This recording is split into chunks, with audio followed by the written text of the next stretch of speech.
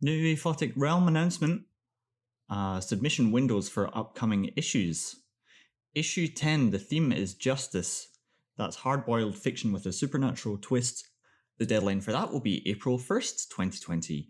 Issue 11, the theme is kaiju, giant monsters terrorizing civilization. Deadline will be October 1st, 2020 for those stories. Issue 12, the theme is lycanthropy, which is, of course, self-explanatory. It can be any type of animorph with a bloody twist. So I guess that's werewolves and giant, I don't know. What do people turn into? Seals? I've just got a little seal on my desk, so I thought of that. I don't know. You'll have to be more imaginative than I just was. But the deadline for lycanthropy, January 1st, 2021. Good luck to everyone submitting.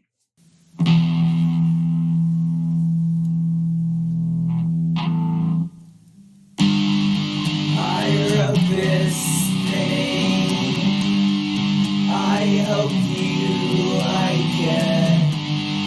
Let's talk about it, yeah. Let's lose track. Losing the plot podcast.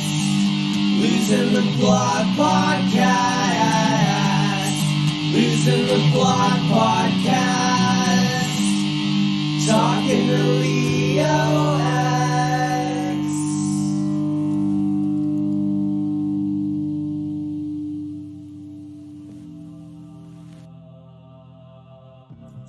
My guest this episode is Jeanne Spicuzza. She is celebrating the release of her latest film, Night Rain, which is in festivals now. We last talked a few years ago about her last film, The Scarapist, which I also recommend. We had a great chat as always. I hope you enjoy it. If you are a reader, writer, editor, some sort of creative who wants to be on the show, or if you want to tell me anything about the show, you can always do so using losingtheplotpodcast-at-gmail-dot-com, and I look forward to hearing from you. But that's all my intro chat, so here is my conversation with Jeanne Spicuzza. Hello! Hiya! How are you? I'm good, how are you doing? It's been a long time. It has. It's been a few years. I mean, a long time. I mean, I think you were starting production on Night Rain when we first talked. I think so. We were. It was so that scares me to think that would have been around 2016. Yeah, You're wild. good. You have headphones. You're smart. You don't get all the reverberations and everything that way. Oh yeah, well, it's like it's after midnight here. I don't want to annoy my neighbors. That's all. So where are you now? You were in. Where were you last Oslo. time? You were in Denmark. Oh, Oslo, Norway. You are in Oslo. Yeah. I was last time. Now I'm in Stavanger, Norway, which is further south. But that's like I move around a little bit for my job and. Oh yeah. Yeah, but this is where I'm supposed to be permanently based, so I've been here like a year or so. Yeah, it's going well. That's permanent for you. Yeah. How about you? Are you in LA right now? Yeah, still in LA. It's hard to believe I've been here now for almost 22 years. That means I'll have lived in Los Angeles almost as long as my hometown of Milwaukee, which is very strange to think, because normally LA is like one of the most transient cities in the world. So to think that in one of the most transient cities in the world, I've lived over 2 decades, that freaks me out. So there you go. That's how it works sometimes. And it gets harder to leave. That's what scares me, because I love travel, but it's been a long time since I've traveled. I mean, now with everything going on, it's even harder. It's not really the time for it, I guess. Yeah. Yeah. But also, I mean, you're so busy with all your projects all the time as well, right? That's true. And, unlike The Scarapist, which we shot in the Midwest, Night Rain was shot in Los Angeles and San Diego counties all around. So it was right to be here. And then we were still doing pickup shots. Like we did our last pickup shot like a couple weeks ago. And now I see more things I could do to it. I just eventually have to say uncle on Night Rain because I could keep picking at it, but it's getting crazy. I can't seem to stop now. It's like, this could be really good. Stop.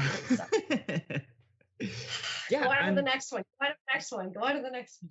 Yeah. And so you just wrapped on your episode of a podcast. This is your podcast, The Criterion Collective. I was invited in by David Romero and Matt Cedillo. They're my partners, and we sometimes invite other people. Today it was Douglas Jacobs, who was he's a very talented director, particularly of the theater of stage, and a graduate of Cal Arts. We sometimes have guests. Next week is our Halloween week. So we do different films from the Criterion Collection every week. So that's how that, and it is really fun. And it's especially fun when sometimes, like today, we really disagreed on some points, and it was like fun because it gets heated, but it's, respectfully heated, but it's like, no, I disagree with that. No, I disagree with that. So it's kind of nice. I mean, it just reminds you of when, like you're in college and you go to movies with your friends and then you talk about it afterwards. And that was the fun of like the midnight screenings and the art house showings and all that I miss so much. So it's definitely fun. It's definitely fun. And I like to bring in a lot of the history and the biographical information of people, of the filmmakers and those participants. That's really fun too. Yeah. Yeah, it's nice. I mean, like that thing that you're talking about is what it's all about, right? You go to see a film and then you talk to your friends about it. What does this mean to you? And then it enriches your life. Like that's what it's all about, bringing people together and talking. I mean, it must be difficult to keep track of that as somebody who's making films, because then it becomes about money and who's got the right wig and so many other questions. And I actually did that for a lot of years and didn't have a lot of success doing it the way they tell you to do it. You got to go after this person. You got to attach that person. You got to get that kind of money. You've got to get that kind of distributor. I mean, I spent like, did you tell me you'd seen it, Leo? Did you actually watch it during the festival or did you not? I can't remember. Night Rain. Yeah, I've seen it. You can buy a ticket to it, like digitally streaming. Yeah. Oh, that's so cool. Yeah. So you saw it. So there's a moment, particularly when the character Ava is in the car, and this is a lot of autobiography in this moment, clearly. Yeah. And she's talking about how that's 2.5 years of my life putting this deal together. It all falls apart like in an instant because one actor who's supposedly a name or is a name decides they're not going to do it, or then this does happen in agencies using a project, maybe an independent project, to catapult another project that's a studio project. Well, we've got other offers on the table, so you better do that. This does happen for real. Or, like the line when she says, well, the agent said we can't use her name. There was originally a line after that said, last week he said we could, or I dressed up like a messenger and delivered the script myself. I went through that with a project that had like all the right attachments, did everything correctly, all the right people, and still it fell apart. So I guess that's probably then what propelled me to, you know what? I'm just going to do this the way I'm going to do it, because if I keep this up, I'm going to have projects sitting on the Internet Movie Database that are going to be in development for the rest of my life, and I'll never get things done. Yeah. And so that's what just made me decide that, you know what, I'm just going to do what I can do. I'm just going to do what I can do. And that seems to be, ironically, what's working. Not the way you say you're supposed to do it. I mean, how are you supposed to do anything? There are no rules, like, to Not anything at all, Yeah. Especially now. I mean, you see movies like Tenet, which was, Christopher Nolan, which was supposed to be the big, trajectory towards people going back to theaters. It makes $9 million in the US, 22 million worldwide, and it costs over 100 million to make. Granted, this is all Hollywood accounting, but the long and short is that is not a success. And all these other Hollywood movies like Quiet Place 2 and Wonder Woman 1984 are pulling out because they're like, oh no, 20 people are showing up in a theater that seats up to 2,000 or something. And granted, you can only have about 20 to 25% of the attendance now. So that's part of the problem, is that you have a situation where you can only get so many people to a theater. How do you make the money back on big budgets, which is pretty much what Hollywood is doing motion picture wise. It's either big budget horror or big budget comic book. I call it tent poles in television in Hollywood right now. It's all about tent poles in television. It's all about these series that are streaming. And if you want to see cinema, you sort of have to, you got to rely on the independent community to make it. if it's going to be something like you saw The Scarapist and you were like, it passes the Bechdel and also the what the hell. When I made this film, I was told this is a multi-genre film, so even the festivals are not going to warm up to it. It was called by Jeremy Walker, who did the publicity for Blair Witch Project, Open Water, and others, Paranormal Activity. He called it the new noir. Now you see everybody say noir, but at this time, noir was considered like a marketing dirty word. You don't use that word. Even in neo-noir, like LA Confidential, they totally avoided using that word because it was considered to be non-commercial. I was told 2 women leads. Don't do 2 women leads. 2 women lead movies are not commercially successful. You know, you look at movies like Persona, Ingmar Bergman, or Mulholland Drive, David Lynch. Those are not commercially successful films. Those are artistically successful films. So I was told, well, you should make the therapist character a male. I said, well, you do that and you change the whole dynamic because there's a particular way that a one woman attacks another woman. So that's not going to work. So I was told by a couple distributors, well, we're not going to do it under those circumstances. It's a great title, but if you're not going to have at least one of the leads be male, we don't know how to sell it. And that's what it comes down. We don't know how to sell it. So now all of a sudden after The Scarapist, you see all these Blumhouse productions that use hypnosis, that use scary women lead or 2 women leads. You see movies like Greta. You see all these films, and they're all like, oh, we're multi-genre, we're noir. So this is how it works. So how do you get around this? Yeah, how do you get around this? Someone might ask. Expect that if you're doing something that's interesting and creative and innovative, it's probably going to get stolen by Hollywood, and you're probably not going to get your acknowledgement. But they can't stop you from creating, and they can't steal the soul of the work. The soul of the work is still vested in the art because it's vested in the artist. So they can emulate it, they can copy it, they can homage it when it's done respectfully. You know, imitation is the best form of flattery, but I'm over flattered at this point. But I'm more than flattered. But I will say that they ultimately, you can do all of those things and you can draw concepts from the material, but you're not going to take the soul of it. That's what you can't steal, because you cannot manufacture it. It's something that's born into the material through the artistic process. Yes, and Night Rain is an incredibly soulful film, and it's good that you bring up, David Lynch. I got big Lynchian vibes in it. It's so much more complex than The Scarapist. It's like it's metafictional, it's autobiographical, it's a story within a story, it's your life experience, it's you playing an actress playing Elizabeth Short. It's so many things at once. Thank you. I don't know where did we get started with it? How did it start for you? It must have been this Black Dahlia case.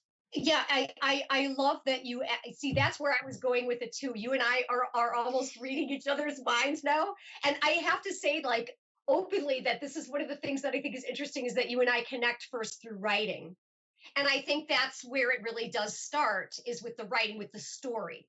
So I had finished shooting The Scarapist in fall of 2012, and I immediately knew I wanted to make a movie about independent filmmakers making an independent film, because it was such an experience.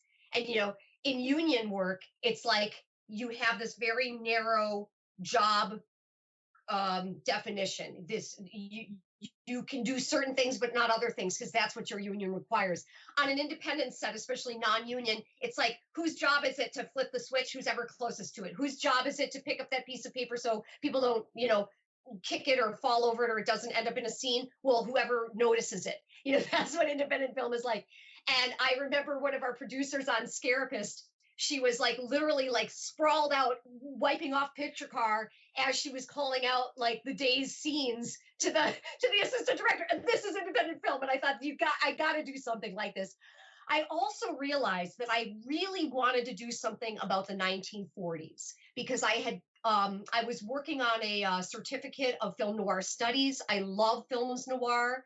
I think my own experience with being a survivor of crime and an assault led me to being more interested in true crime.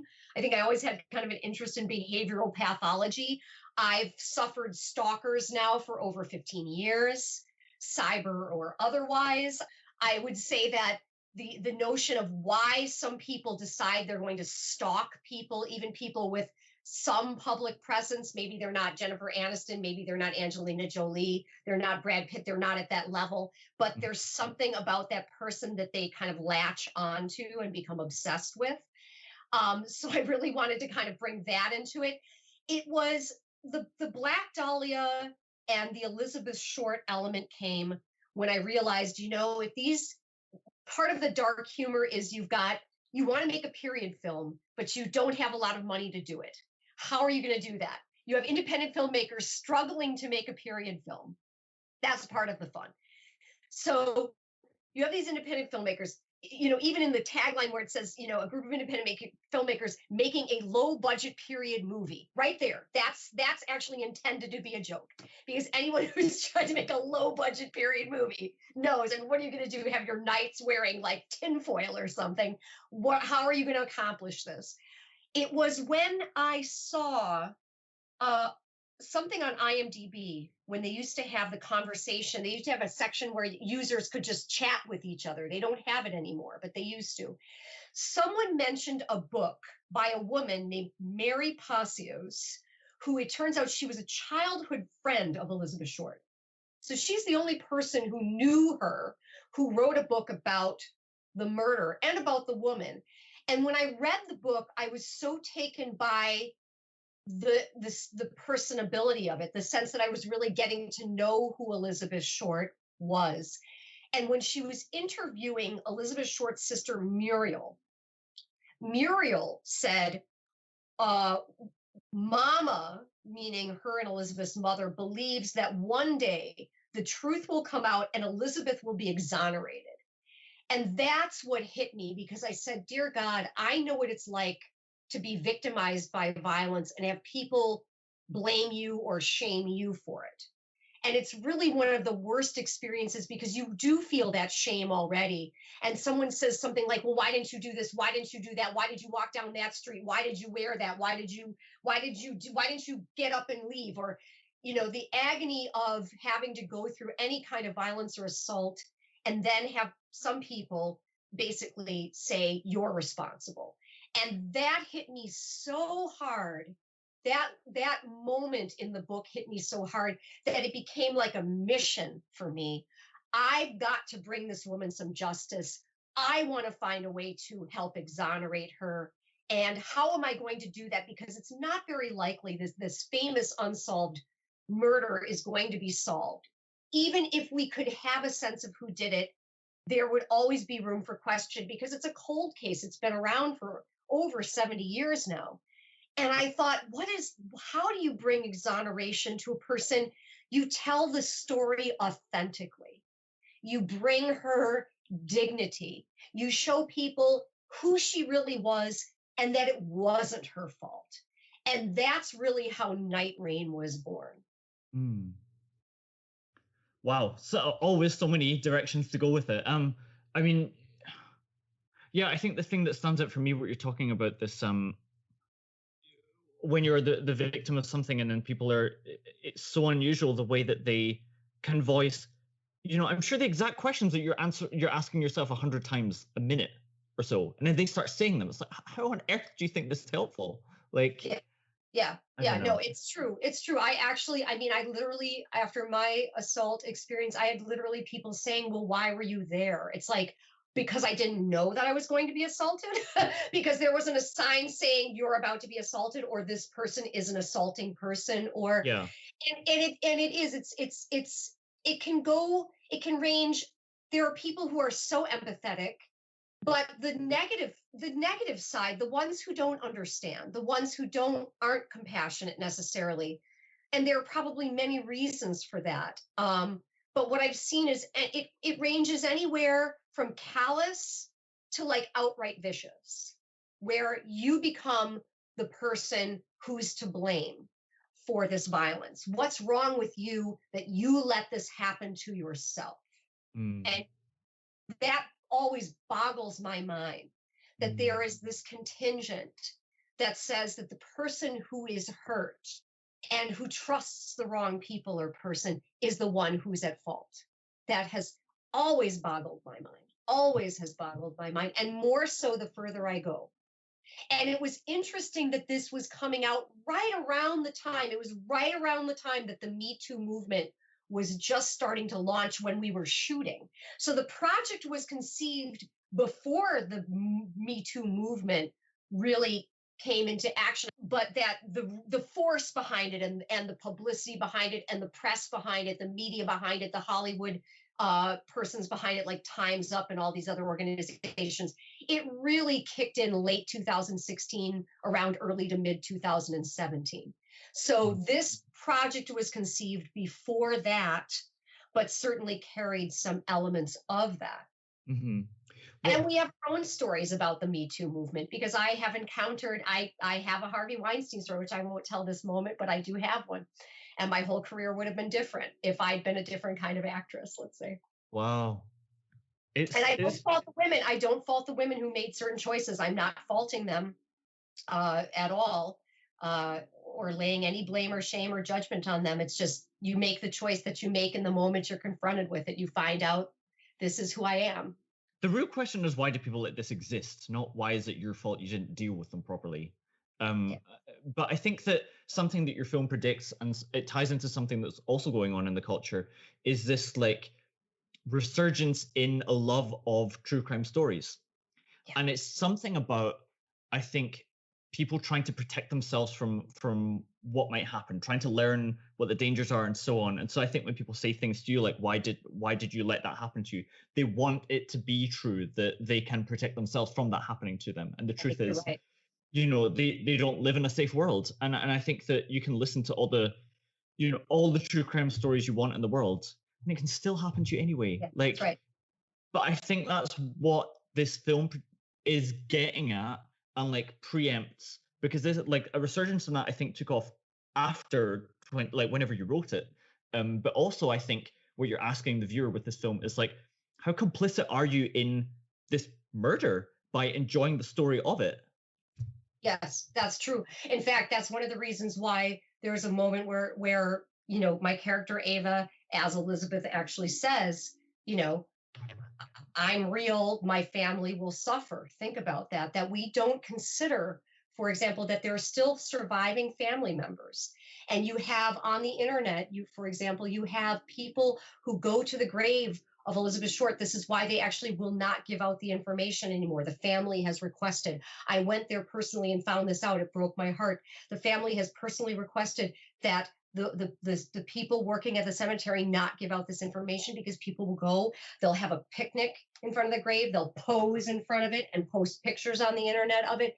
And I realized that in some way people feel disconnected maybe from the reality of this brutal crime, but they don't consider that there are still people who are wounded from it, that there is still this pain that exists that never will completely heal. The family has been through absolute hell, and it still continues. So, you know, you have, for example, Halloween's coming up. Larry always posts on Twitter, you know, rethink your Halloween costume. Maybe don't, you know, make, you know, big blood stains on your mouth and dress up like a famous murder victim, because maybe that's, and post pictures all over the internet, because maybe that's not the best choice. Mm-hmm. You know, it's just this way in which, and this is men and women, this tendency to kind of disconnect. I know we're enthralled, like you mentioned, we're enthralled, we're fascinated with true crime, but like Night Rain, there's a way of being very interested in it, but respectfully so, you know?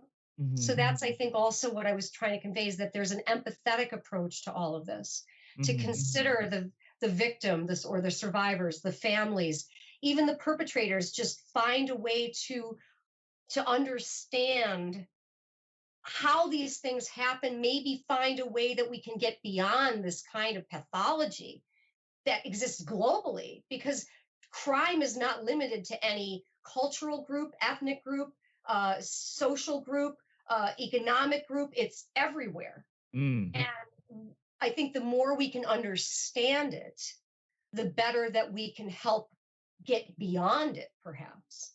But it's going to take all of us doing that. And I think the first application that we need is a sense of understanding, of dignity, of respect, of empathy, of realizing the human being in there. That's important. So that's how I envisioned Night Rain, and I wanted that because I had not seen any approach like that in cinema. It was always very, it seemed always very exploitative, very graphic, very exploitative, and very inaccurate in many ways. I mean, we could bust so many myths that exist about Elizabeth Short in one fell swoop. She was an aspiring actress. She wanted to be a movie star, many people said, Mary Passios being one of them. There's no evidence that she ever even took an acting class. But this was a time, the 1940s was a time when people like Ava Gardner, for example, auditions for MGM, and Louis B. Mayer, the head of MGM, the president of MGM, one of the founders, famously said, she can't talk, she can't act, she's great, sign her. Because there were these women who were referred to, it's mentioned in the movie, the B girls, the 5 o'clock girls, 5 o'clock referred to 5 o'clock p.m. These women were contracted. Marilyn Monroe was one of them. Without Johnny Hyde, Marilyn Monroe would have been another B girl, and she would have just been Norma Jean Baker. Norma Jean Baker became Marilyn Monroe in 1946, the same year that Elizabeth Short first came to Hollywood. That's the connection between the two of them. And so Elizabeth Short might have been one of these so-called B girls where you're under contract, but the idea is that you basically service the producers after 5 p.m. And that's your role. That's how you make your rent. And a lot of women were signed under contract during the golden age to fulfill that. Ava Gardner probably would have been one of them had she not married Mickey Rooney and became famous.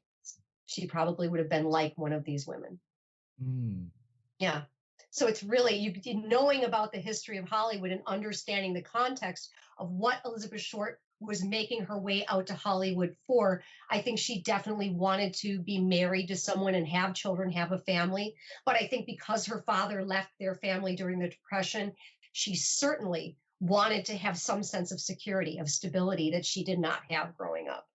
So there are so many factors to who she really was. And she was really trying to be very glamorous and very unglamorous, impoverished circumstances, which I think a lot of people can relate to, especially fellow artists can relate to that.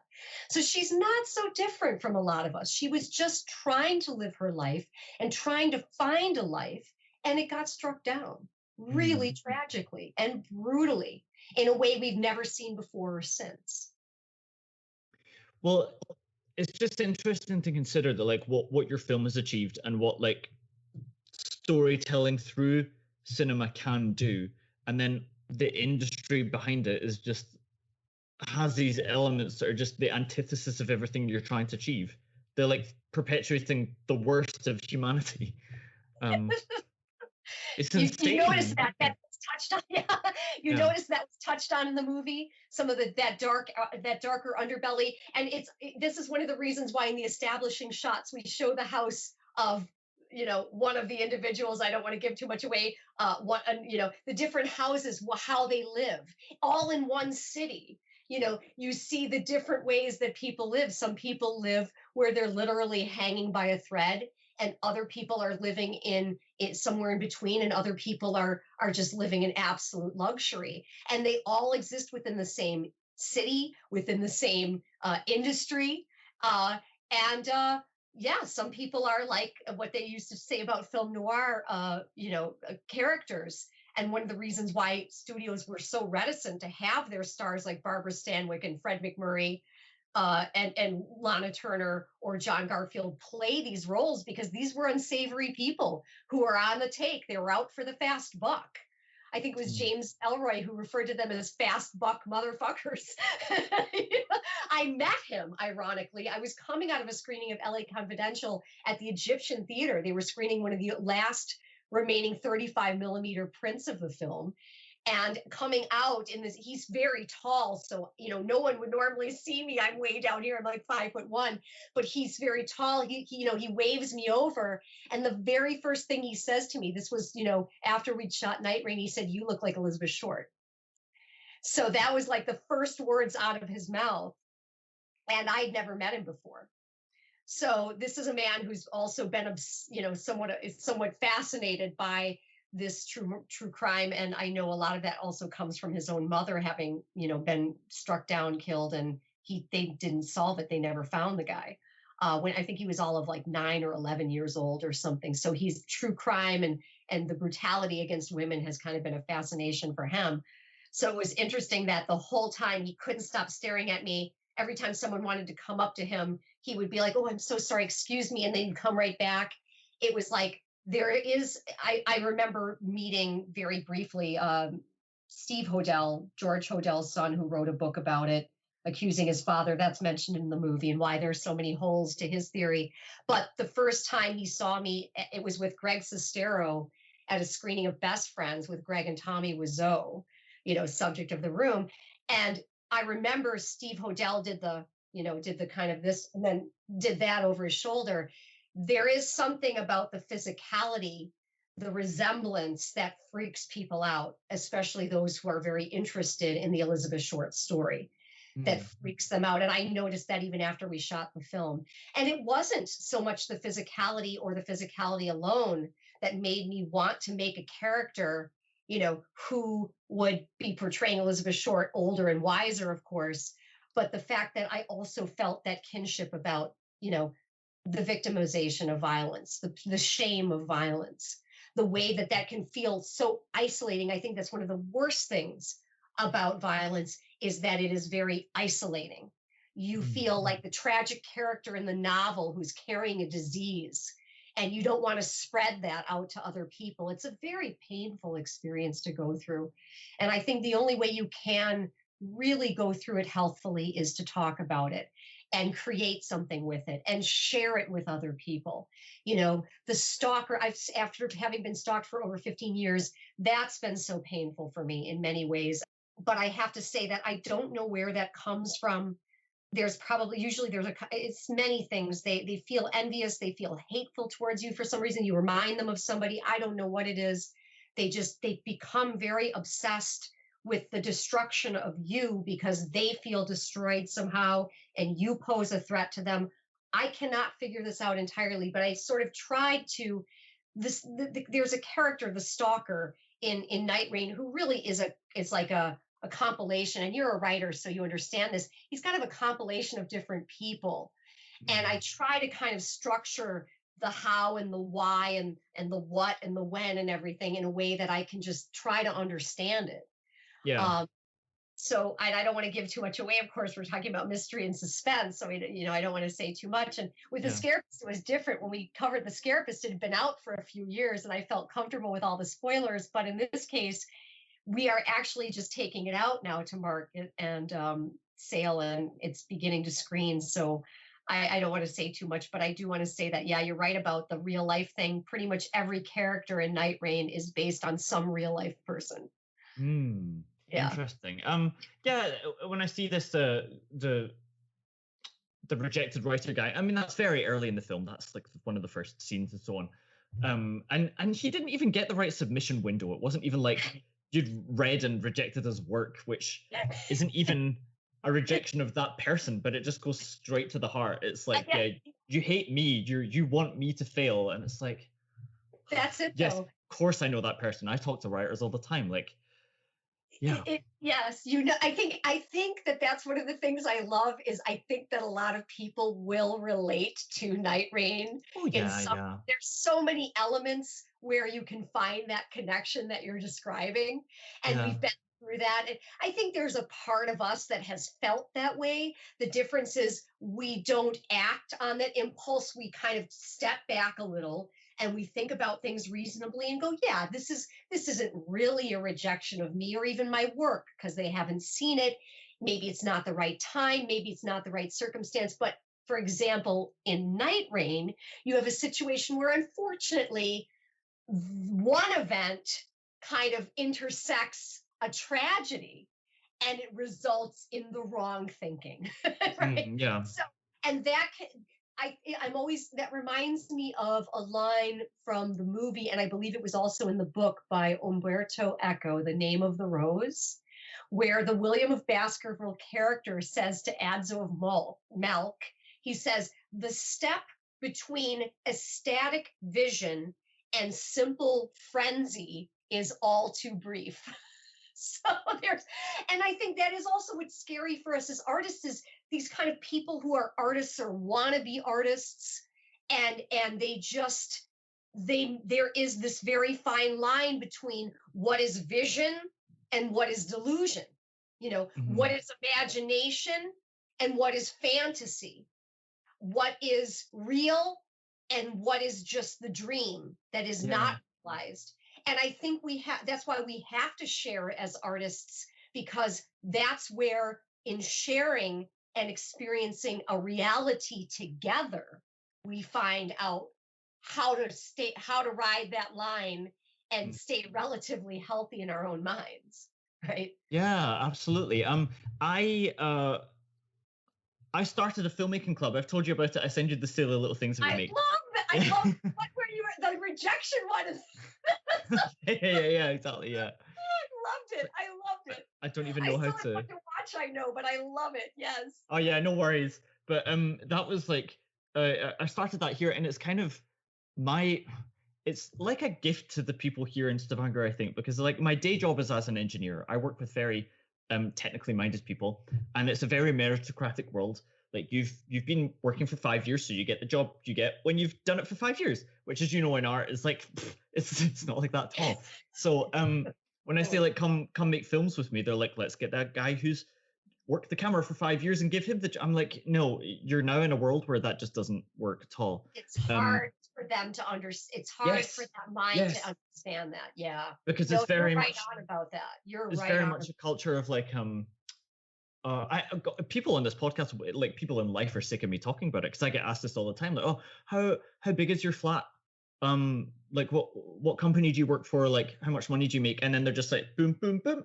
You're number 5 in my brain of like top 5 guys. Yes, like, yes. The world doesn't work that way. No, and so I think the art world works in the exact opposite of that, which is just like, you've been doing it for 100 years. You're the best guy. It's not quite to my taste. I don't care.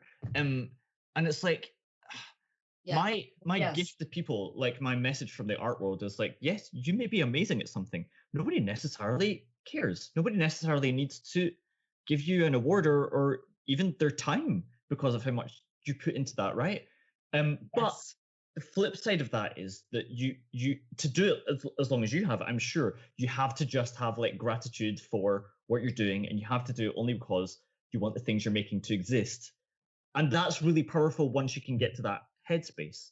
Yes, you're absolutely right on about that. In fact, as you're talking, I'm thinking that I've learned over decades from very talented people, film students, non-film students. I've learned from many, many people about filmmaking, and I'm still learning so much. I mean, I'll give you an example. So, oh gosh, he'd kill me if he knew. It doesn't matter.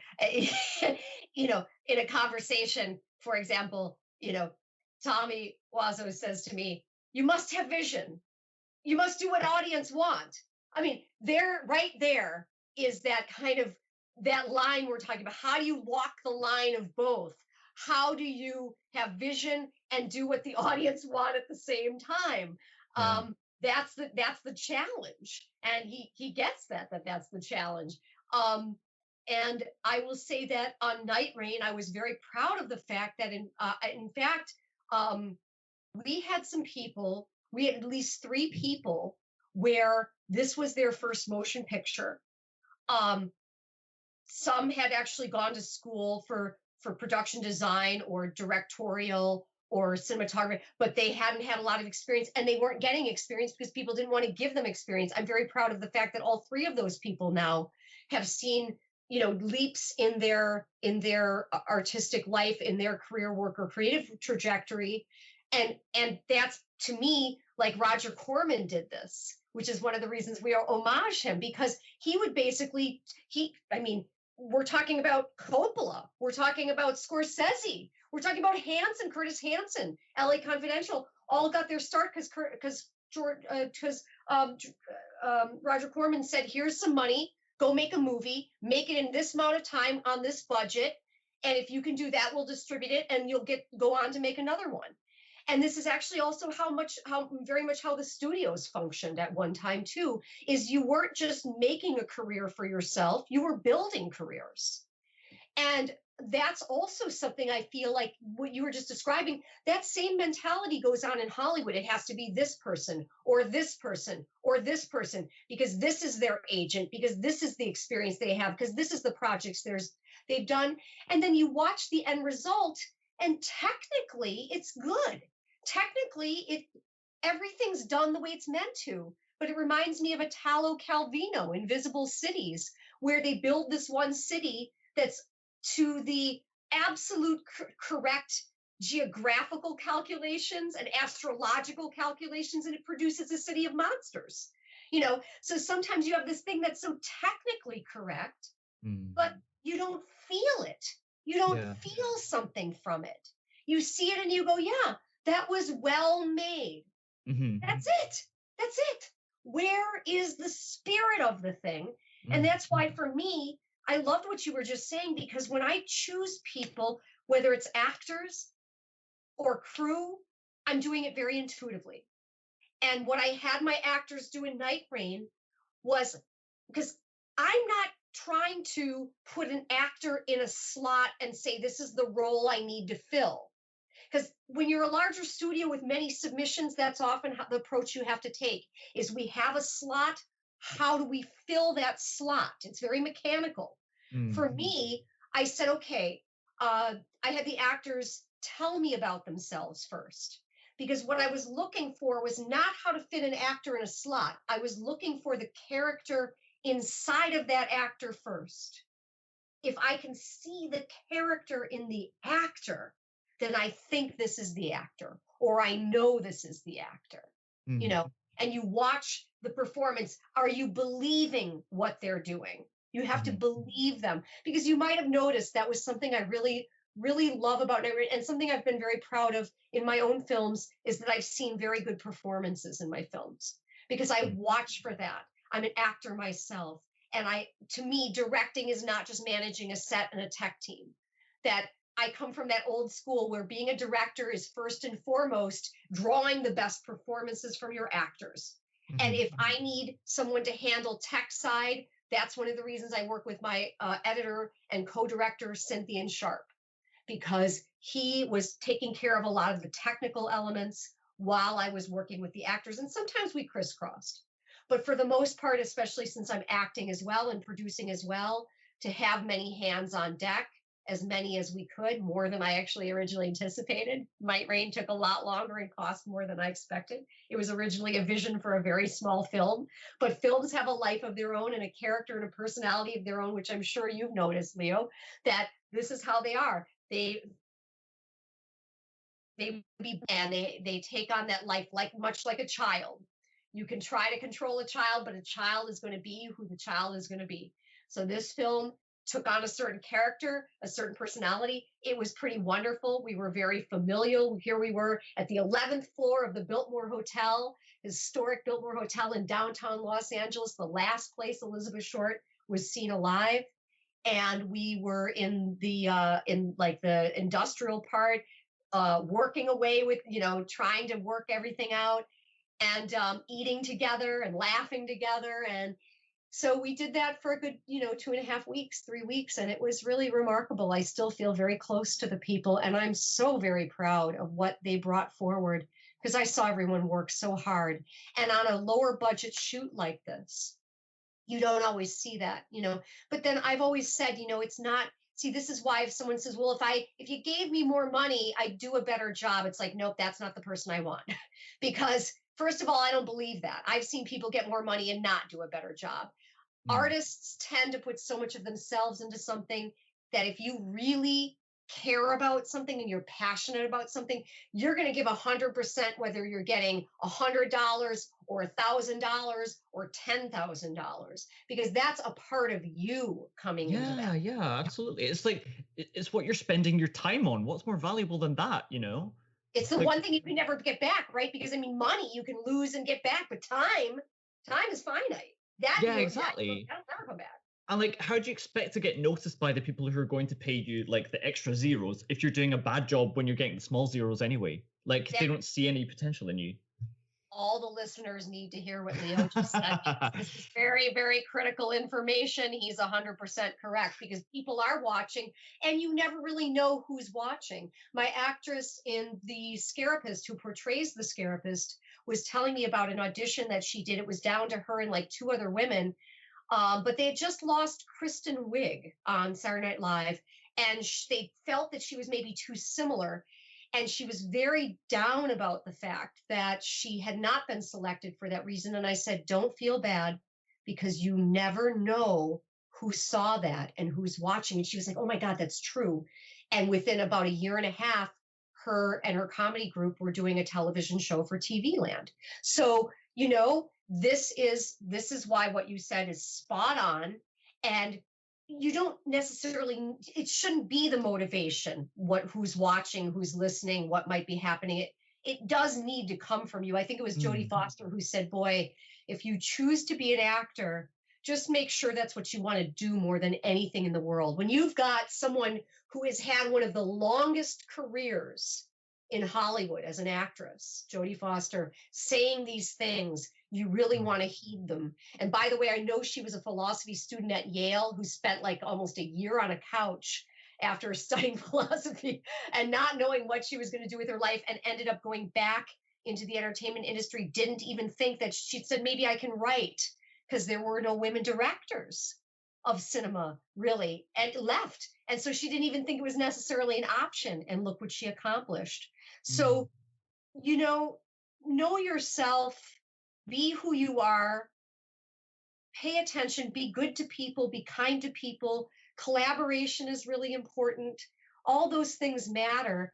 And work to be your artistic best. Even work with people who are maybe challenge you. You can't just work with people when it's easy. Because sometimes those I'm not talking about outright abuse now, but when it's challenging and there are disagreements, sometimes those disagreements lead to fascinating choices. Yeah.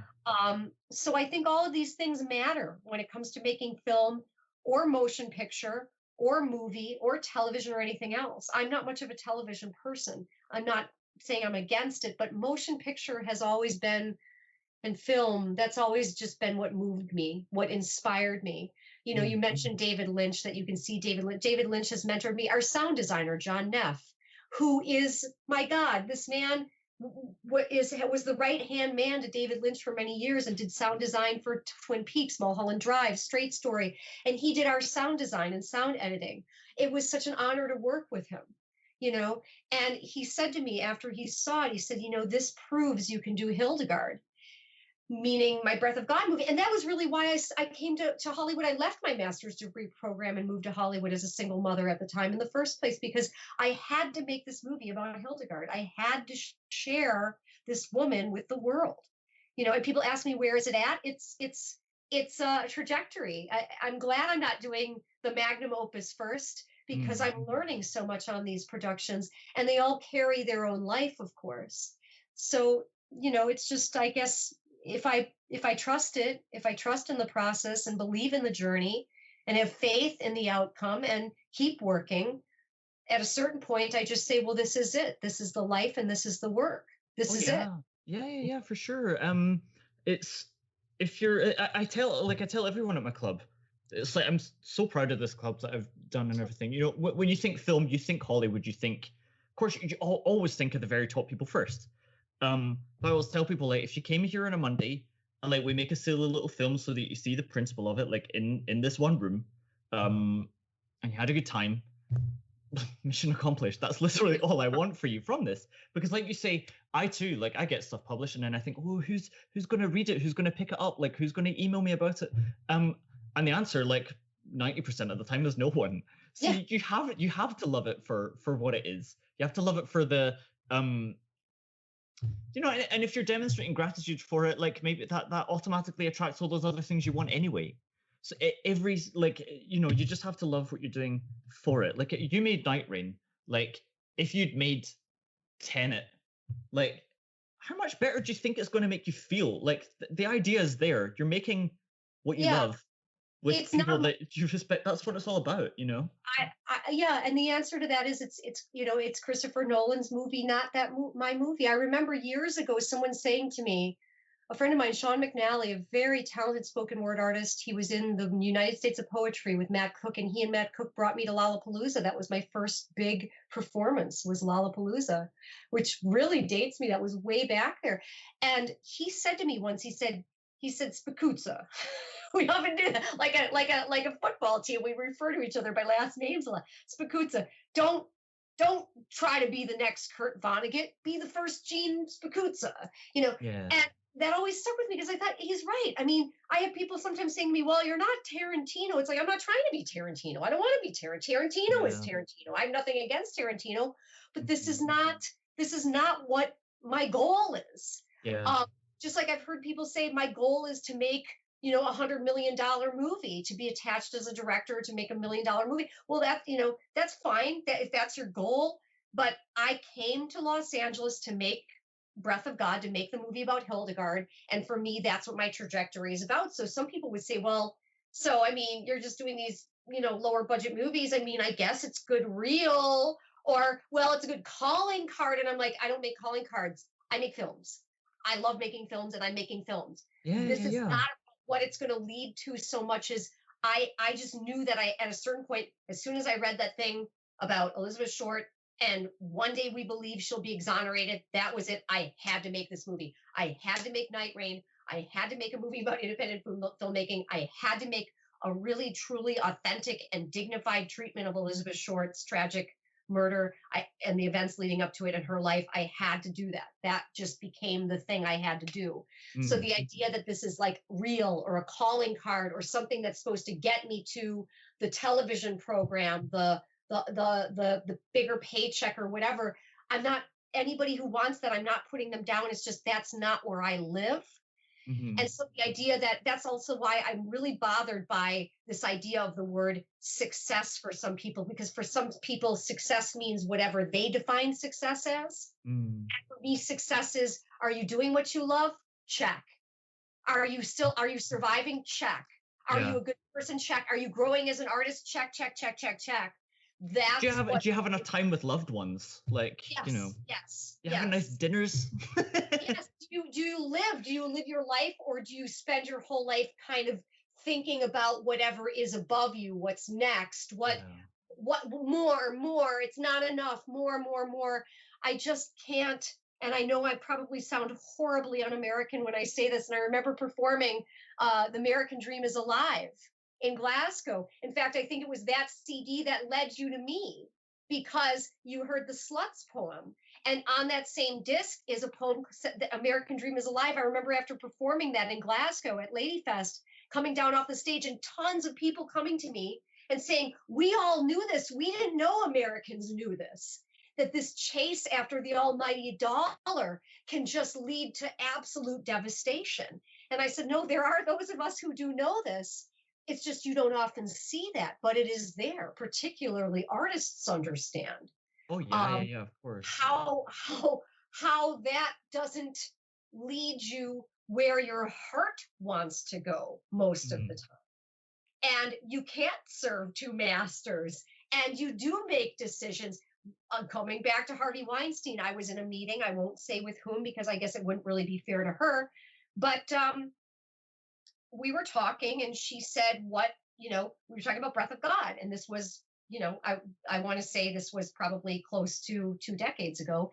And she said, so what are you willing to do to get this movie made? And I said, oh, I'm from the Midwest. I'm a hard worker. I know I have a strong work ethic. I'm dedicated to this project. You have my full commitment. And she went, no.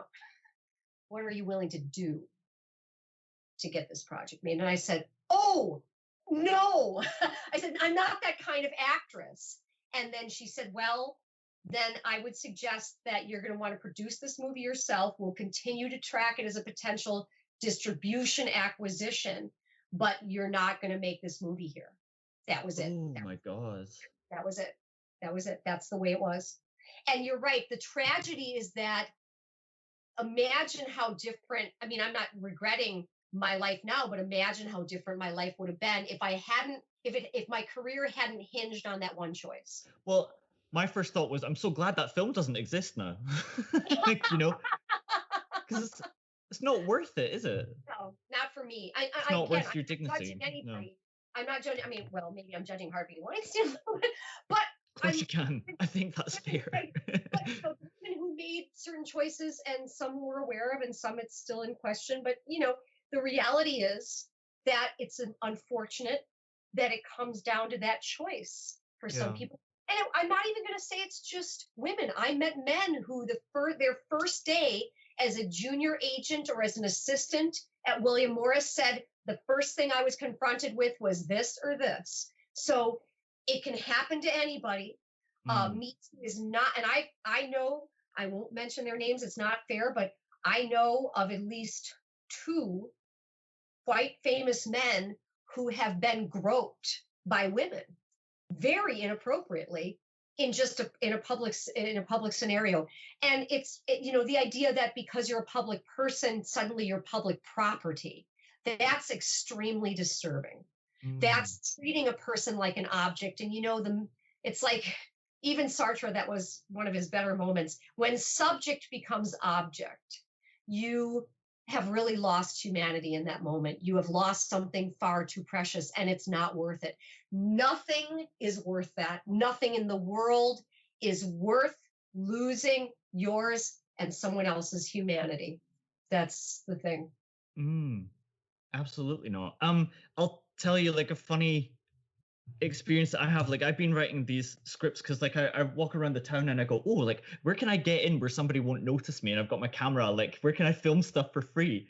And so like I've been writing these scripts, and like every time I write something that I know will cost nothing, it feels like I'm getting away with something. It's like, and also like as writers, it's like it's pure creativity as well, which is what filmmaking is. People forget that. So I'm like, oh, it's only creativity. There's no money involved at all. I love it so much. And then I was at the club. It's a wonderful art form. It was Irving Thalberg, who was one of the executives at MGM during the Golden Age. And he said, movies, and he made movies like Grand Hotel, with the Barrymores and with, Joan Crawford, Greta Garbo. And he made a lot of great films. And he said, film, he said, motion picture, cinema, it will be an art form. It will be elevated, because at this point it wasn't. It will be elevated to that, because there's no other art form that so many people can relate to. It's so universal. And you have so many different art forms within one art form. I think that's what I love about it. If you want to dance and you want to create visual art and design, and you want to write and you want to act and you want to direct, or you want to, whatever you want to stand on your head, you want to pull a circus act, you want to be a chaplain, whatever you want to do, you can do that in motion picture, and you can pull all those elements in. And so Irving Thalberg saw the future. He really saw the future. And I, as a Scottish guy living in Norway, can learn that your film is online and then be watching it 2 minutes later. So, I mean, that's so powerful as well. I told the festival, I said, coronavirus has been tragic for so many people, and I regret that. And people have died, and it's families have been separated, and people have become very depressed a lot. The economy's bad. So many things. One positive thing to come out of it was, and I told this to the film festival, to La Femme International Film Festival, I said, I really hope you guys continue, even when we can do in person again, to do online. Because in the past with film festivals, you had to fly to Beverly Hills to go to the La Femme Film Festival. You have to fly to Venezia to go to the Biennale. You have to go to France to go to Cannes. And now you can actually participate. You can buy your ticket like you were describing, and you can do this from wherever you are.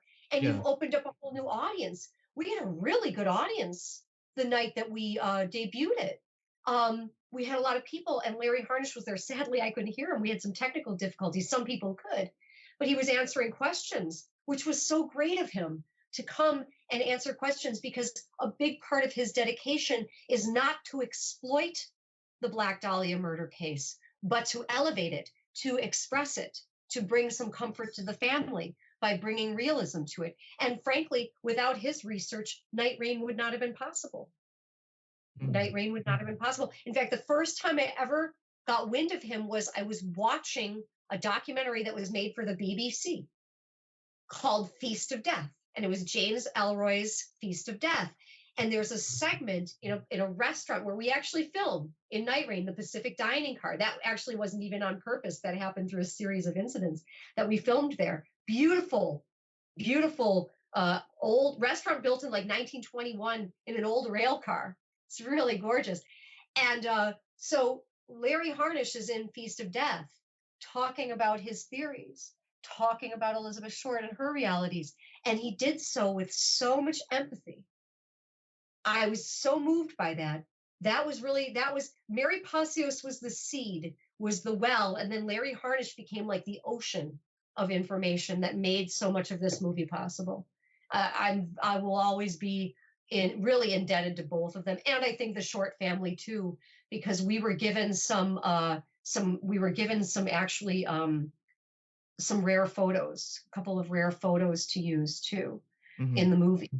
And some information that hadn't been, previously released and things like this. So, there's courage among people who suffer a tragedy. And that's always extremely moving. And you can only imagine how painful it must be and must have been. I mean, to have, what is it about the Black Dahlia murder? There have been many brutal murders or unsolved murders in history. What is it about that murder? I think it's the degree of violence, the type of violence, and I think it's also the beauty of the inside and out of the victim. And it's where it happened, Los Angeles. People have fascination with LA and Hollywood in that era, the golden era. There is something about it that continues to compel people. I just want the fascination to be sympathetic as opposed to exploitative. At the bottom, at the end of it. So we didn't even mention Elizabeth Short or the Black Dahlia until just before we were going to screen it, because I didn't want to be another person who's just using this for exploitation. We didn't even have it in my crowd fund. And someone said to me, "That's so you could get so much more money from these Dahlia people if you would just acknowledge that this is what it's about." And I said, no, because that's not what that's not how I want that to happen. I'm not going to use this tragedy, this woman's tragedy to just get money. I can't do it. I can't. Something in me said I can't exploit her in that way as she has been exploited in the past. So it wasn't until very recently we started acknowledging that, yes, this is the Elizabeth Short's her untimely death, the Black Dahlia murder, and then we can show the treatment of it. So it's not an exploitative approach. Well, my last observation about Night Rain is like there's a lot of humor in it as well, like always. And like my favorite was the director character is like your character's going through something horribly traumatic that I won't reveal, and it's like him and his friend just looking at memes right beside you in the room, and it's like, guys, can you get off your phone? Such like a like archetypal male response to something terrible. Yeah. No, you know what? I love that you bring this up. This is one of the things that I've seen your video where you're performing, where you get that immediate audience response. I love hearing this because there were moments in the film when we did a preview screening at the Biltmore in their Crystal Ballroom, which there's more than one element of significance to this, but the Crystal Ballroom is where the Academy of Motion Picture Arts and Sciences was formed. That's where it was formed, was in that room. And it also was where it was the home of the Oscars for some time, the Oscar awards event. But it also was the last place that Elizabeth Short was seen alive, was in the Biltmore Hotel. So we screened it as a preview to just the cast and crew. And I was fascinated by what people were laughing at, because some of the stuff I thought was funny, I didn't hear people laughing. And some of the stuff I had no idea was funny, people were laughing their heads off. And I was like, this is interesting. And in the director's cut, you have even more of that. You have even more of that element where it's almost like, I think I think in some ways it's almost disturbing for people to feel, they almost feel manic. It's like 1 minute it's tragic, then it's funny, then it's tragic, then it's hilarious, then it's kind of haunting or suspicious, then it's funny again, and how do you do that? But you're dealing with a brutal crime. So how, and John Neff pointed that out too. He's like, I'm so fascinated by like how it jumps between, tragic and comic and tragic and comic. I guess it's just my nature. There's something in me that wants to make jokes in the midst of a terrible situation. Maybe that's just part of my personality and character, because you saw that in The Scarapist too. I remember someone saying to me, did you just make a movie that literally makes fun of like one of the most horrific experiences of your life? And I said, yes, I did. And they were like, oh my God, like that's how I'm dealing with it. So yes, I appreciate that, because I never thought of that as being ironical or funny, but it is, right? It is. I thought that was so relatable, and also how just like people are going, oh God, there's horrible things going on, and it's like, this is like that time in Sunset Boulevard, and you're like, well, I mean, that's true, but that's really not the time for that at all. Just the constant references as well. Right. Yeah, which like at a certain point, it's like, could you just stop? Because also like he's the director, and he's so not in tune with people's real life emotions. I thought it was really funny. He's like, it's like, and he's based on a real character, a real person. This character is based on a real person.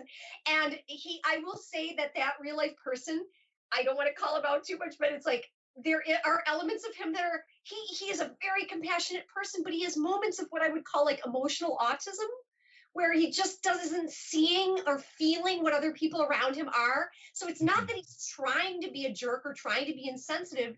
He's just not quite, it's his particular, because he does apparently have kind of a moderate level of that or mild level of that. So it's kind of like just not seeing that in other people, like you were describing. Yeah. And I have to say, Adam Lessar, who portrayed that character, Ezra, did a phenomenal job. And I loved his performance. And he had the benefit of having this person on the set.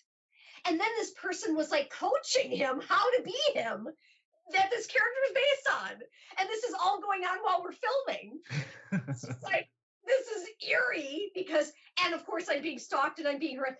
A few months, I picked up an international cyber criminal. I think in 2016, and I was getting like attacked and hacked and all this stuff while I was trying to make this movie. And so at one point, I think I wrote something about, wow, is this life imitating art or art imitating life? I'm literally having what's happening, elements of what's happening in the movie happen to me while I'm working to make the movie. She actually contacted one of our producers and said, you don't want to work with this person. And the person who got the email was like, why do you care? Like, she literally was like, what is this? And it's like the strangest thing to see people doing stuff like this. Mm-hmm. And you're just like, thank God you work with people who really know you, that they're going to be like, that's weird. Why would I listen to this? This is a person I don't even know who they are. Yeah. It's just, it is eerie. And you wonder to yourself, you're like, God, are you a paid troll that's just gone off the rails? Or what's wrong with you? Or why do you do these things? And again, this is one of the reasons why, ironically, this kind of behavior ended up benefiting the project, because it fed elements of, well, now we can use this. And I can use this in my performance of what it feels like to be violated, or what it feels like to be stalked, harassed, mocked, whatever you want to throw in there. So I'm very proud of what the cast and crew accomplished in Night Rain. I had a very good team of people, and not a one of them was linked to a studio or a large agency. But I was actually there was discussion about doing this film at a larger budget with what people call name or box office actors. I don't like when people say you're not a name. It's like, well, I'm not a name. I have a name. But box office talent, let's say. But I think that actually would have reduced the I think that would have reduced the story and the believability in Night Rain, because if you're seeing someone is getting, $250,000 a month doing such and such television show or something, but they're trying to portray an independent filmmaker who's hungry enough to make a film that they're willing to do it under some circumstances you wouldn't normally do it, it's going to be harder to believe. It might even get in the way. I used to say, it's hard to do a period piece with someone if you see them on the side of a bus riding by every day. It's hard for you to get into the story and the character when you can't necessarily get past the celebrity of the individual.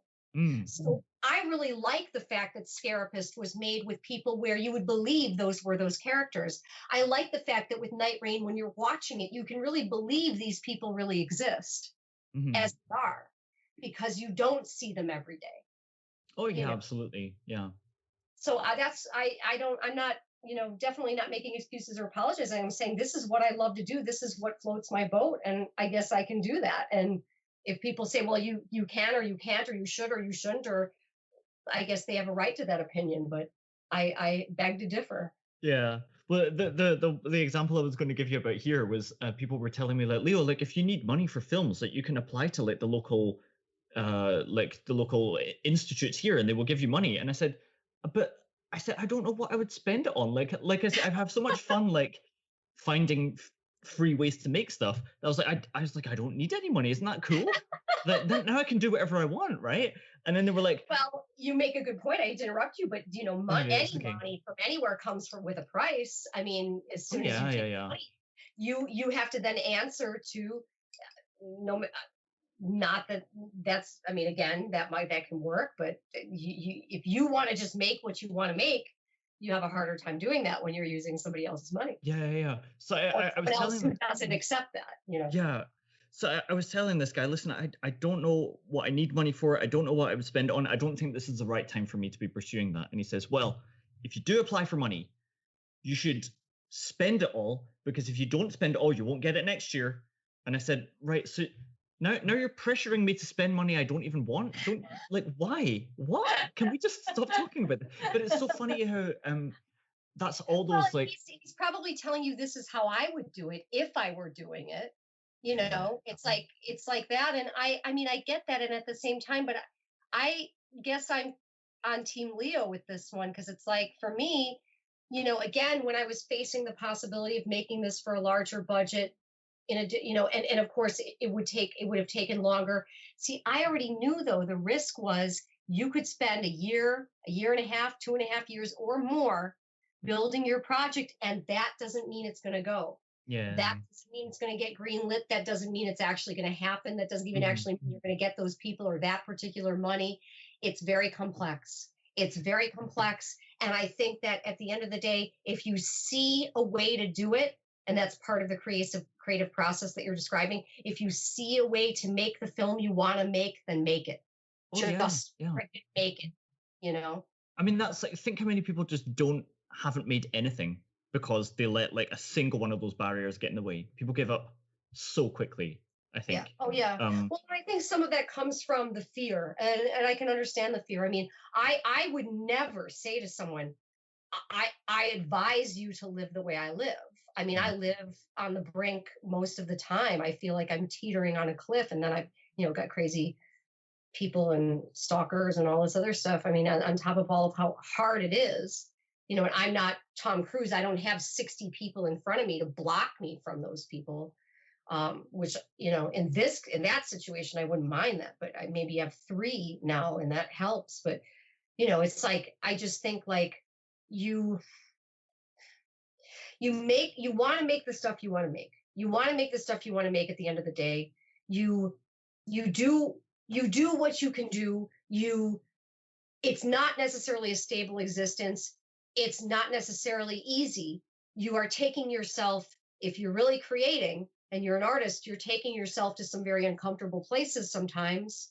That's the price you pay. I think it was Patti Smith who once said the job of the artist is to go very, very deep and hopefully find one's way out of that and share it with the world, because she had lost her husband, and I think Robert Mapplethorpe within the same year and a half, and she responded to that by making an album to get to work and to and she's right. That's a big part of what the artist does. And whether you've got this amount of money or $0 or whatever you're doing, if there's something in you that says, I need to do this, you need to do it. I don't know any other way to say it. It may be scary. And I think sometimes those obstacles become excuses.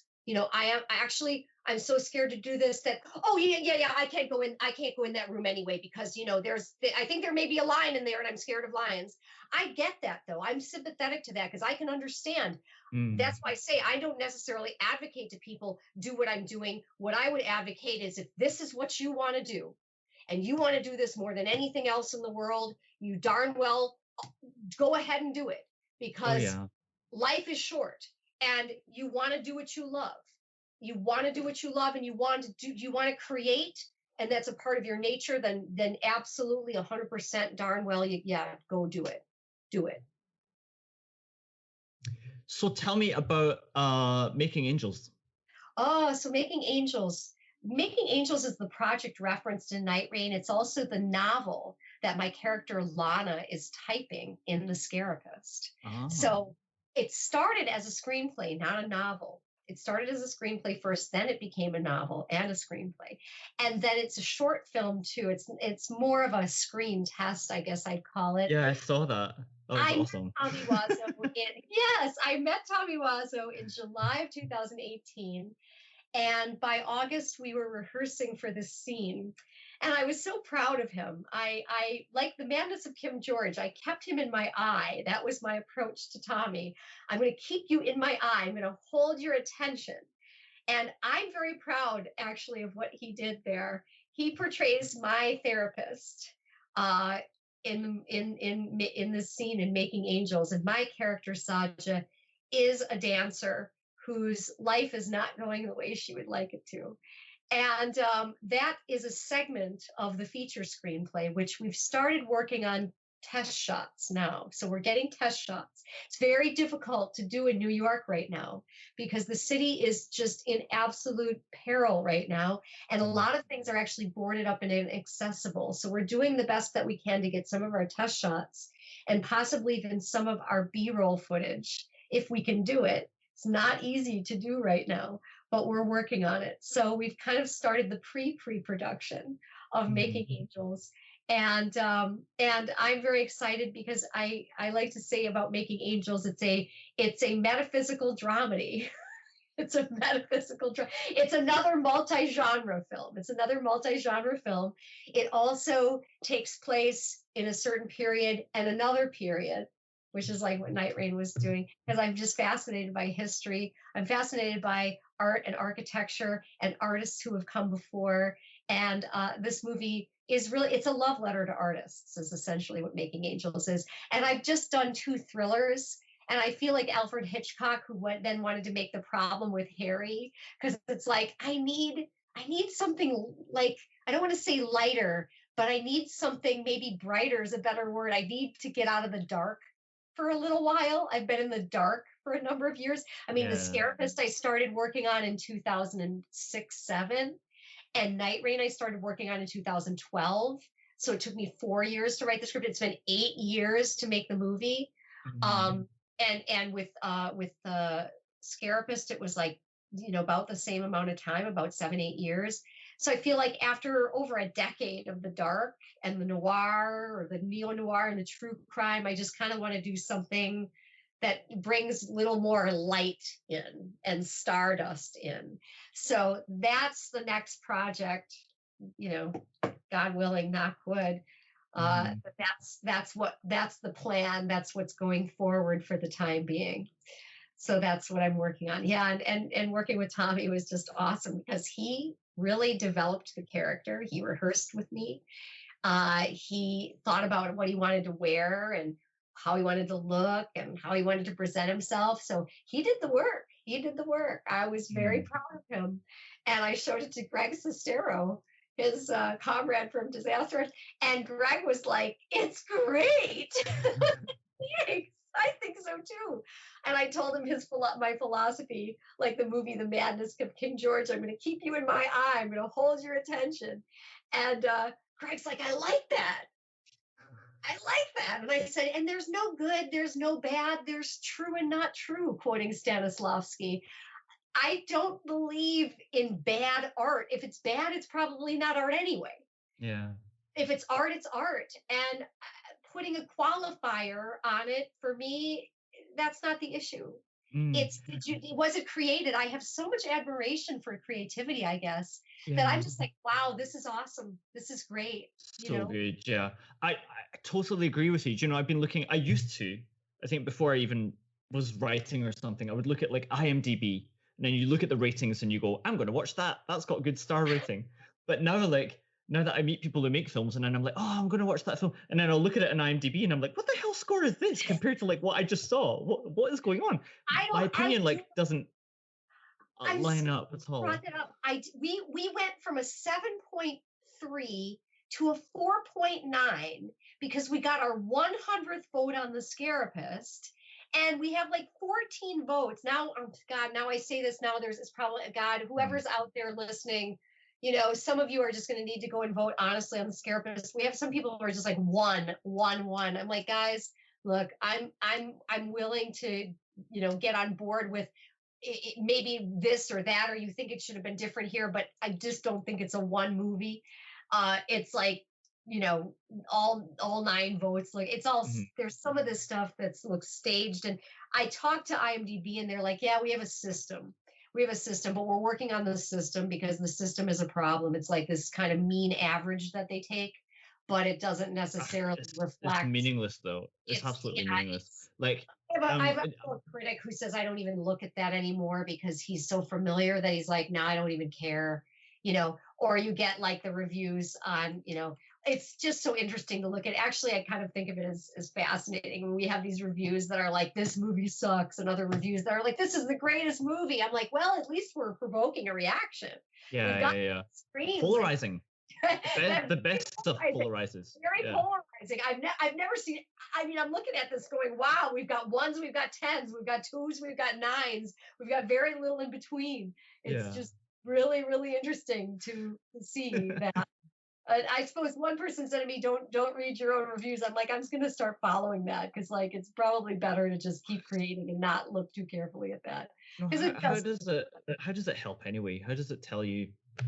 Because the movie's made and people can say what they want. I mean, freedom of speech and all of that. I mean, people can say or do what they want, but at the end of the day, I mean, I suppose maybe they think it's going to deter people, but that's not even necessarily the case. I mean, like you were saying, see, now I know people who are like, when I see a rating of this, then I go to watch that movie because those are the movies I like to watch, And then that's the other problem is sometimes then they're like, wait, this is better than I thought it was going to be based on what I read here or something. Never agree. I never agree with them at all. Like I talked to a guy he was the star of like this werewolf film, this low budget werewolf film recently that you can find in the supermarket. And like, cause we followed each other on Twitter and I was like, oh my God, I feel like I know a celebrity. It's so cool. You were like the top billing. And he was just like, yeah, but I'm like a D-list actor. And I was like, yeah, but I said like, where do you think known names come from? Like, they come from the unknown.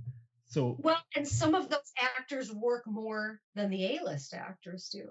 I mean, that's the way it works. There was a story I was listening to an interview, going back to the film adaptation of the novel, El Nome de la Rosa, the name of the rose.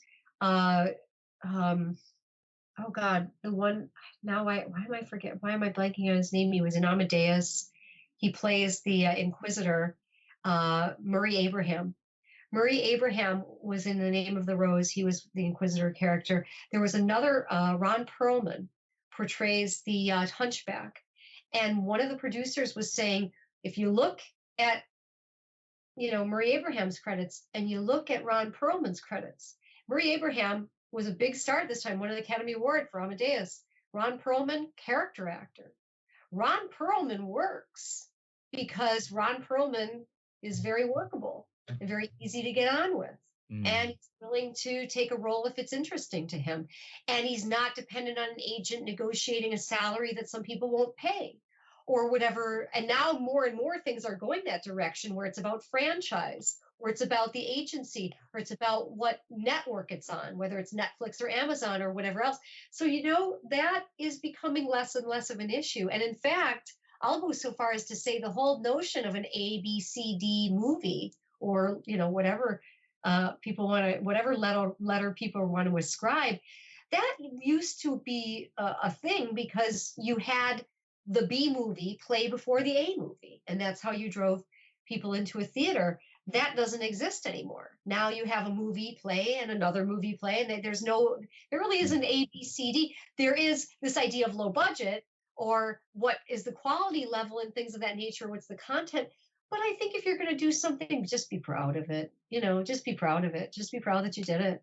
But I understand, because you know what? He probably gets enough of that. He gets enough of, yeah, you're just doing this. You're not Tarantino. You're not, you're no Steve McQueen. You're just doing a copy of The Blob or whatever. It is unfortunate that you do get those voices from time to time that can affect your thinking, because the reality is you're doing something you want to be doing. That's success. That's great. Yeah, I don't know what those people are, but I don't think they're fans. They think they're fans, No. but fans No, would they're not treat not. their favorite thing that way.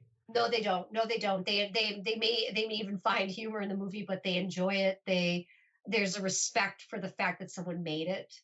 And I hate to say it, but and this is kind of touched on in Night Rain, but there are, I mean, in addition to certain aspects of, there's mental illness, of course, and some of these people that, obviously when it goes to the extreme, I mean, envy can be a factor. I mean, I've had these conversations with some of my associates and those I've worked with that, you definitely get the sense that, for example, let's say you have someone who's like dark-haired female, wants to be a filmmaker.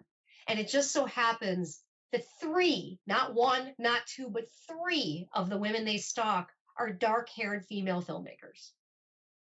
I mean, it doesn't take the 8 years I spent in philosophy and psychology to go, oh, yeah, I get that. I get where that's coming from. And it is unfortunate because in reality, the person feels better for a very short period of time, and then they feel worse again. Yeah. And the best thing you could do is create rather than destroy. The best thing you can do is sit down and make something, because look, you've just described, and there are a lot of people who do it. And people even who do get signed from it, if that's their goal, it's not necessarily, but you can make a movie with no budget. You can make a film with no budget. And not only are you doing something that's creative, that you enjoy, but, you can share it with people and they can enjoy it too. And there's a fulfillment in that as well. And I just feel like that's the difference between doing things that isolate you. I mean, being a hater is going to isolate you. And being a creator is going to bring you closer to other people. So which do you want? To me, the choice is obvious. And you can't say money is an excuse, because you've just told everybody here. And I can say what we did with Night Rain on the budget we had, I'm still kind of astounded. Like, you remember there was a scene where Ava's in her office. There are a couple of scenes like this, but there's a particular scene she's in her office. You can kind of get a sense of what the office looks like. That was part of an entire suite that was designed for Robert Kennedy when he came to Los Angeles and was tragically assassinated at the Ambassador Hotel, because there was talk of threats on his life. And it was believed that if he stayed at the Biltmore and handled his press conferences at the Ambassador, that it would be safer. It was safer for a time, as long as he was in the Biltmore. And this is a very secret part of the Biltmore. The general public, they opened this up to us. They opened this up to us, to a bunch of independent filmmakers, because we were treating the subject with dignity and authentically. The Biltmore suffered, its own reputation suffered, because some people said Elizabeth Short was a prostitute who brought her tricks to the Biltmore. First of all, the Biltmore is not that kind of hotel. It's not the kind of place you can rent the room by the hour. Second of all, and even probably most, I don't want to say most important, more importantly, just as importantly or more importantly, Elizabeth Short was not a prostitute. There's no evidence that she was a prostitute. We do know there are, like, at least I think 3 men she did have sex with. John Gilmore, in his book Severed, brought forward this ridiculous. I can't even, it hurts my brain to even think about. He said that Elizabeth Short suffered from infantile genitalia. I've had people come up to me and say, "Oh, I understand that she had infantile genitalia, or she had malformed genitalia, or she wasn't, her reproductive organs were missing, or something." I said, "No, no, no, none of that is true. That's a total myth. There was nothing."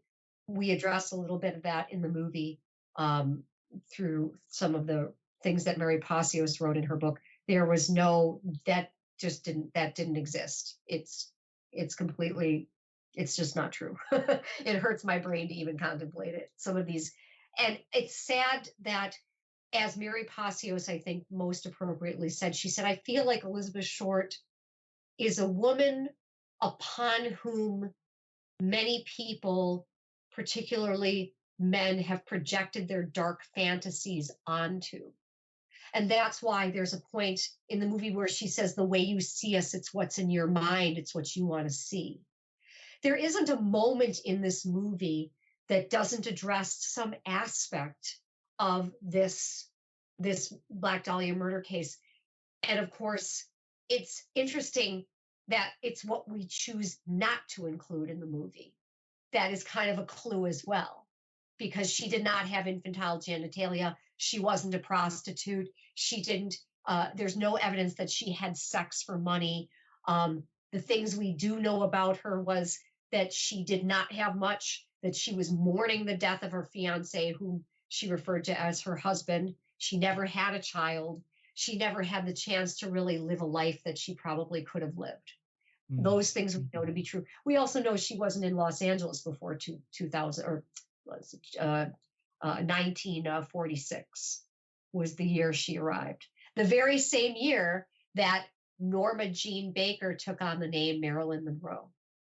The same year, almost the same time, the same summer it had happened. So you look at the context of what was going on in Hollywood, and then you look at what was going on in Elizabeth Short's life. It's pretty fascinating, actually.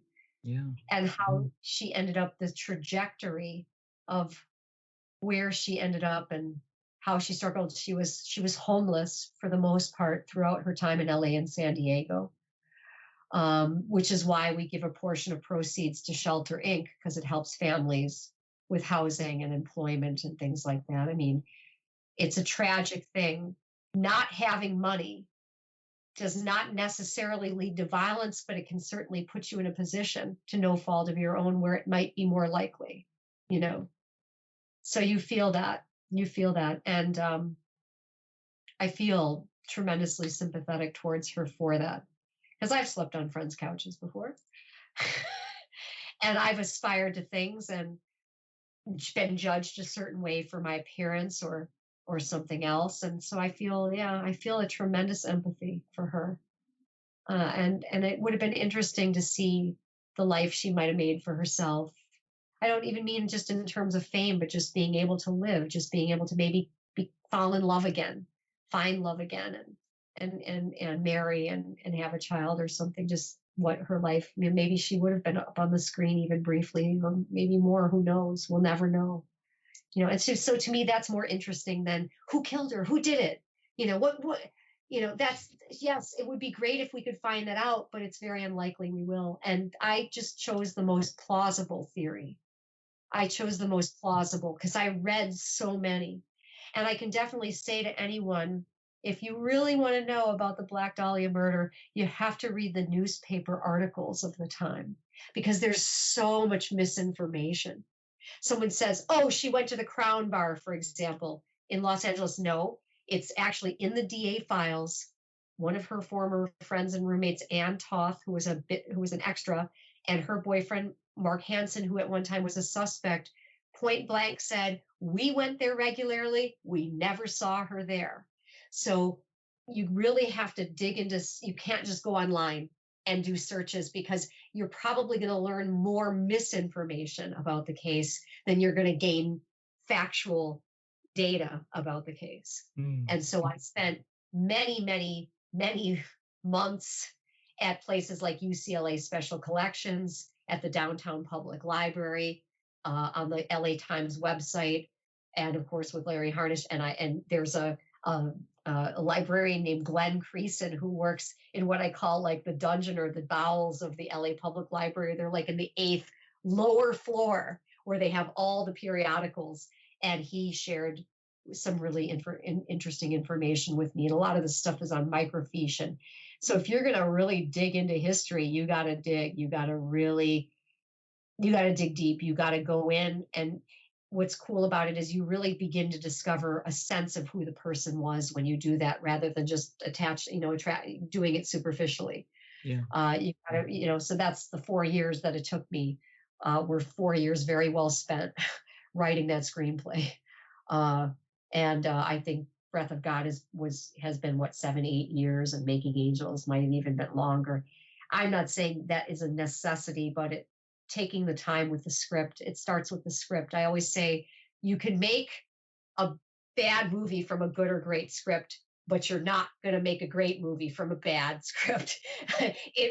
Hitchcock said the script. And I know, especially in Hollywood, the writer does not always get the acknowledgement that he or she deserves, the appreciation or the respect. But the writer is really the beginning, the beginning of the weavings of the movie, because the writer is the first storyteller.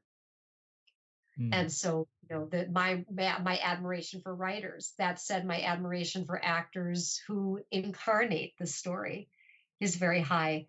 My admiration for directors who bring it to light, to bring the vision, about the editors who are the second director and storyteller, who help put it together, who help, and not just technically, but they have to know story to be able to see how to put all those pieces together. Night Rain, we had so much good footage. Oh, I wish we could just use it all, but that would be like a freaking 20-hour series if we were to just show all the footage. There's so much good footage, but you can only get so much in there. And our director of photography, Jay Lopez, his sensibility about motion and camera. At times we had 8 cameras going on the set of Night Rain, if you can believe that. On a low budget shoot, we had up to 8 cameras and so many characters. And I'm just so proud of everybody. I'm kind of in awe of what people can accomplish and what they can accomplish together. I'm just amazed sometimes now that I see it, and I keep wanting to dig into it. At a certain point, I have just to say, Uncle, it's done. I told the sales reps, okay, Uncle, we got to just take it out there. Just do it. I can see all these things I can still do, but I'm going to do this forever if I don't stop. That's the challenge, I suppose, of not having a studio, over your shoulder going, now, it's got to be now. But it's time. It's time to let it go, I guess, and go on to the next one. Yeah. It's not easy to do. Well, it's been so lovely talking to you. I need to make sure I don't wake up all my neighbors, because I think I'm in danger of doing that if we keep talking. Thank you, Leo, for being so flexible. How time is it where you are now? It's 2 in the morning now. Time for sleeping. Thank goodness you get sleep in a little, right? Oh, I just love talking with you so much. I feel like I maybe over talked your head off here. No, not at all. I didn't even get through half my questions, honestly. Is that right? Oh no!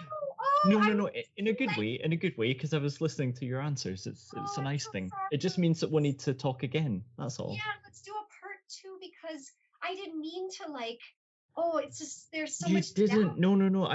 I just had. I envisioned like a 4-hour chat with you. That's why we didn't get through all the questions. It was fine. Yeah. It's all good. Oh, how long were we talking there? Almost 2 hours. Almost 2 hours, yeah. Oh yeah. That's what it was last time as well, though. Yeah. I would love to do it again, because there is so much more to talk about, isn't there? Yeah. I mean, thank you for letting me just go on, because it's like you said, when you're passionate about it, you can't help it. It's in your, it just reminds me of, for Criterion Collective, we just watched Charlie Chaplin's Limelight. And there's a line where the Claire Bloom character says to Charlie Chaplin's character, she says, I thought you hated the theater. Because he's going back out on stage. I thought you hated the theater. He says, well, I don't like the sight of blood either, but it's in my veins. You can't help yourself. You can't help yourself. And I'm so very proud of you for, I love getting your films, and they're funny and they're good. They make me, that was the other one I saw, actually. Now that I think about it, there were two films, because there was the one where you were getting the rejection, and then there was the one where you're sitting at, and you're like, you're disappearing from the camera. Very funny stuff. I can relate to it. You just want to jump ship when you get that rejection, and it's so very, very funny. I feel like I'm getting a window into the life, and it's really cool. So I don't want to keep you, but I'm just so glad to be with you and spend this time. This has been really fun again. We need to do it again. Absolutely.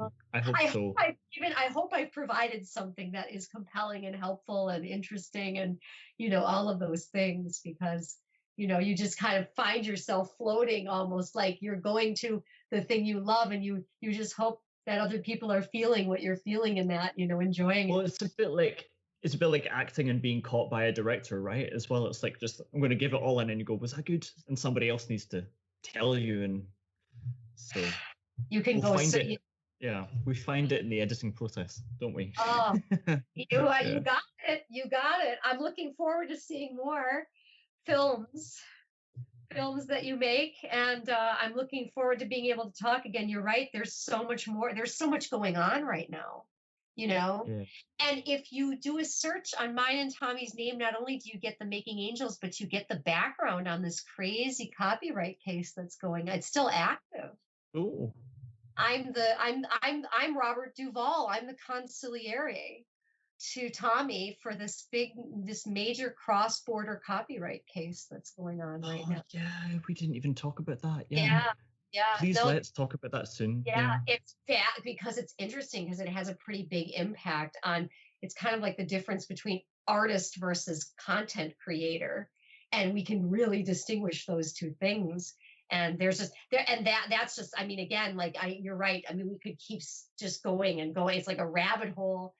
Thank you so much. I'm sorry if I overtalked. I got very No, not at all. into Not what we at were. all. I think I'm also very comfortable talking with you. It's like, it's almost like we're just sitting in our living rooms, like just like having after going out to a movie, just sitting and talking.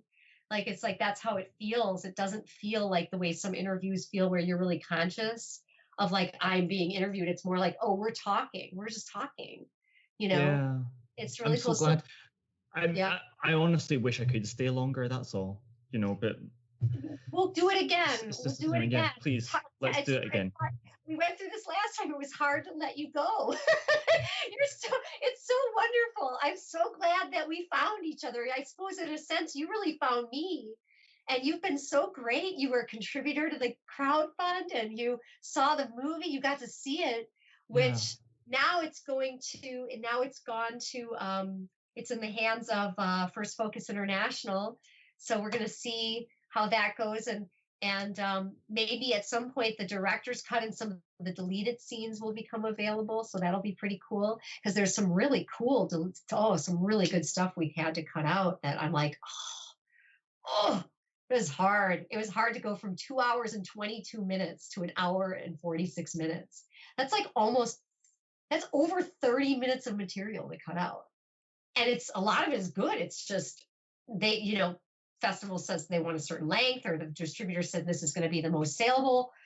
But yeah, so we'll see what happens. It's been an experience, I can tell you that, boy. Whew. Yeah. What a journey.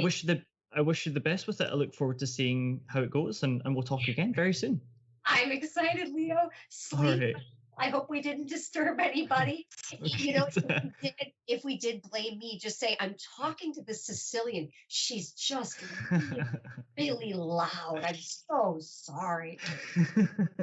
She's in Hollywood. Christopher Nolan, do you know how it goes? Oh, yeah. These people, they're big and loud about everything. I just don't know what to do about it, but you know how it goes. No worries. All right. It's always love. You. You too. Be gentle Bye with yourself and keep creating. Cheers. You too. You too. We'll speak again. So that was Jeanne Spicuzza. I've put some links in the description of this episode of how you can find out more about Night Rain and her other projects. Hope you enjoyed the chat. If you want to tell me something about the show, or if you want to be on the show, you can always get in touch using losingtheplotpodcast-at-gmail-dot-com, and I look forward to hearing from you. But that's all from me for now. So until next time, bye bye.